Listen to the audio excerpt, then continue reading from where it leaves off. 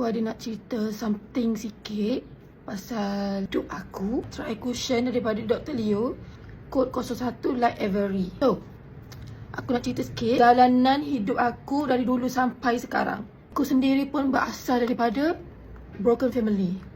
Umur aku tingkatan 2, aku lupa dah umur berapa, tapi tingkatan 2 aku dah start cari duit sendiri untuk nak bantu mak ayah aku. Salah seorang yang start bekerja untuk cari duit sendiri. Barulah abang aku, adik aku follow aku punya jejak tu lah untuk cari duit sendiri. Sampailah aku ni start famous dalam YouTube cerita Alifah tu kan. Sampailah aku famous, aku dah stop bekerja, tapi aku buat dengan review pula. Kan memang masuk.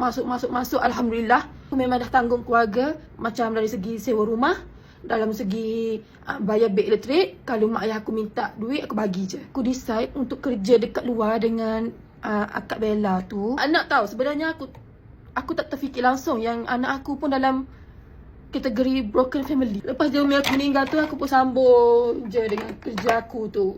Aku ni make up ikut seni aku je tau.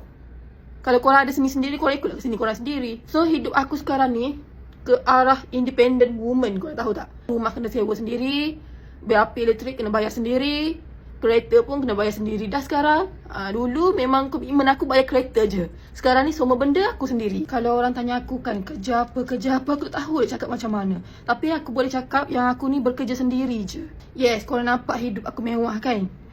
Tapi korang kena tengok struggle aku macam mana nak dapatkan hidup mewah. Sebab aku nak happykan diri aku sendiri dah. Tapi yang sedihnya kan, aku dah tak boleh nak berbakti lah. Macam sekarang ni aku diuji dengan sakit mental.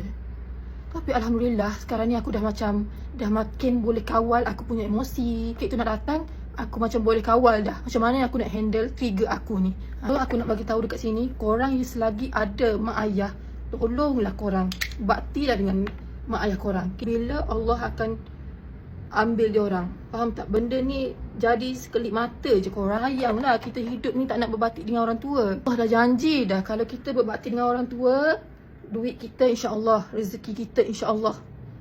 Faham tak korang? Bila dia orang tak ada, orang akan rasa yang duit ni tak ada makna dah. Macam kehidupan aku sekarang ni lah, aku boleh nampak yang Allah bagi rezeki kat aku sebab aku jaga mak aku masa satu.